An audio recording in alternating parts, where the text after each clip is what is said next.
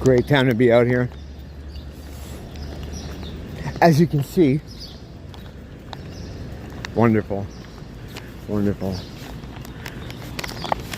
I happened to cross this video about QAnon and, you know, that whole ridiculous psyop. And at first I thought the people were, you know, going to be just like dragging it 'cause it's so funny. But it ended up being like, I'm not going to put the channel up. I don't really, you know, I don't want to feel like I'm bullying the people. I know this is against the rules, excuse me. But their whole take was a robot NPC blue-pilled 3D person Matrix take. And it made me think of a larger problem here. They were talking about how, you know, they can't believe that people fell for that. And I'm thinking, yeah, me neither. Like, it's so ridiculous. Like, why would, you know, someone on the plane be sending pictures? I'm like, yeah, right? And they're like, can you imagine? I saw this poll that says like 40-something% of Americans think there's some kind of pedophile cult in the world. Can you imagine that? And I'm like, oh, okay. And these are people that were deeply affected by the Trump spell. And as a lot of progressives were. That spell, and that's what it was, that's how these people work, was meant to do a lot of things, but what it did to a lot of people was, for the women, it reminded them of their abusive stepdad, and for the men, it reminded them of their absent father. So, of course, if anyone is an ultra-progressive, eat the bugs, sleep in the pod, dick in the ass, then you are Donald Trump. If you're not all in on that shit, because that's how politics has become now. You can't have anyone moderate anymore because either side will kill you. You know, like if you're not down with either side, the problem there is both sides have gotten so far away from what normal people are experiencing here in the world. I would say the Team Blue way more in this situation, because they're advocating and demanding things which is just anti-civilization, anti-society, things that would be disruptive to living comfortably among other people. They're advocating for things that will destroy the West because they want to destroy the West. The extremists on the right are neocons, Zionists that are wanting more money sent to Israel to kill Palestinian children, you know? I think most people are kind of in the middle, you know? Or at least it seems to be that way. But the ones on the extreme end of both sides, unfortunately, tend to be the loudest, you know? And they make the most noise. So yeah, so these three Mensa members were like beside themselves that anyone could possibly think that there would be anything like trafficking going on in the world. I don't know, it's so dumb that it's like you almost think, well, they must be shills, you know, or they must be plants in some way, because no one is really that ignorant, right? But I don't know. You'd be surprised, I guess. But and that was the problem with the QAnon thing. What it did is it enabled them to lump in anything they wanted with that. Like if you're a QAnon follower, then you think there are people in government who traffic children. Can you imagine that? That would never happen. Why would they do that? You know, it lumps you in with it lumps all that stuff into it. So if you follow QAnon, know anything about QAnon, or you distrust your government in any way, you're an absolute redneck. You know, that's just how they're trying to paint it, and that's what that other side does. But the things the blue team is calling for are stuff we've just never had before in Western civilization. You know, the things they're calling for, I'm not going to go down them because it's kind of, I got to be careful. But yeah, they're trying to, they want to bring things in our society that don't belong here in our society, in civilization. And it's unprecedented, you know?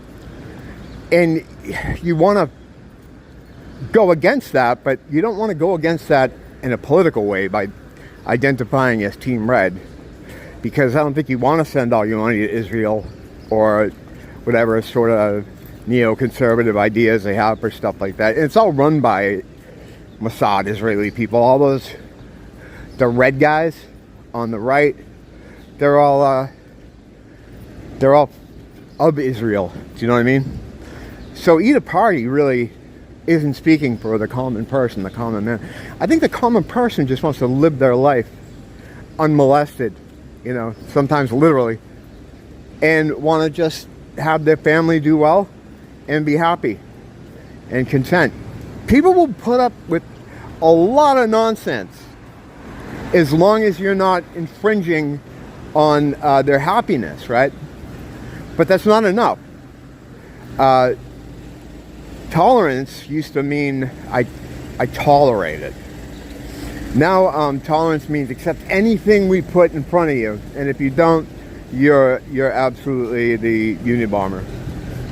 It's really crazy.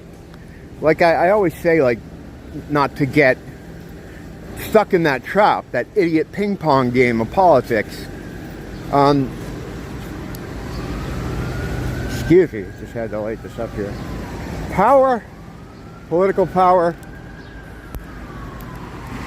influence, it moves vertically, not horizontally.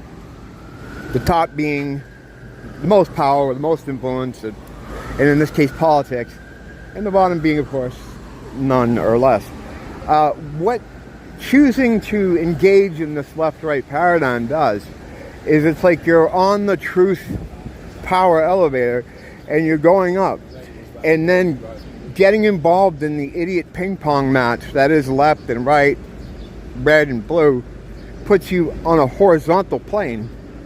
Power doesn't move that way. There's nothing there. It's like you're on the elevator and then you get off on a floor. I'm going to get off on the idiot ping pong floor, and now you're just running around in a horizontal way. I mean, you're not gaining anything. You're not learning anything. You're not getting closer to truth. You're just stuck here, and that's where they want to stick you.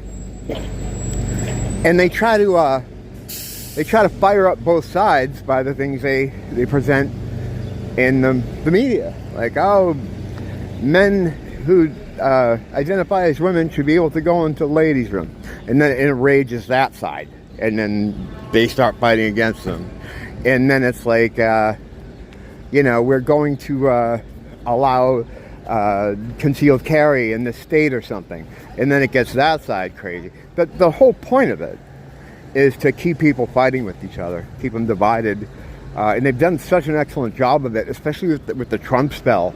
That broke families apart, that divided communities. And then everything they do now is through that political lens. Since the Trump thing, a lot of things could become politicized, right? But since the Trump thing, things come prepackaged, politicized. And if you know what you're looking for, you can see it. Like when the whole COVID thing started, a lot of us knew right away, okay, if you don't wear this stuff and take the swabs in the butt, you're going to be red. And all the blue people are going to do the other thing. And that's just how it is. Everything is like that now. That's why you got to get out of that. Politics aren't real. You're not voting for anybody. You never have. You got to fucking... I know with some people, like, they don't want to admit that, accept that, or in some cases admit it. Even if they do know it deep down. Like just, on a surface level. Just think about it. Like, this guy, we got to get so-and-so in. I always love when people complain about stuff. And someone will say, like, oh yeah, you got to vote him out. It's like, vote him out? What are you talking about?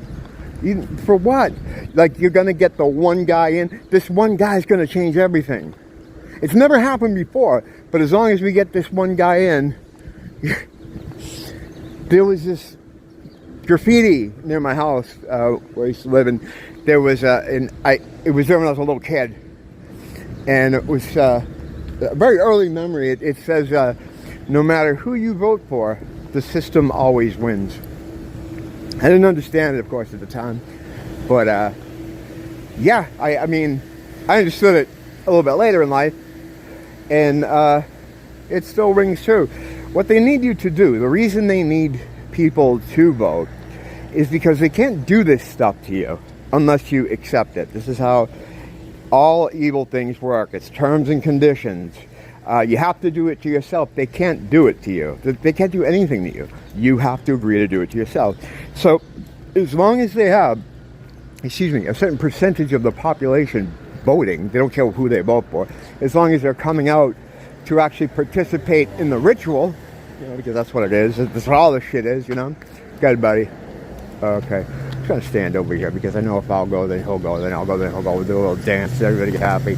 All right, so I'm not doing that. I don't do that shit.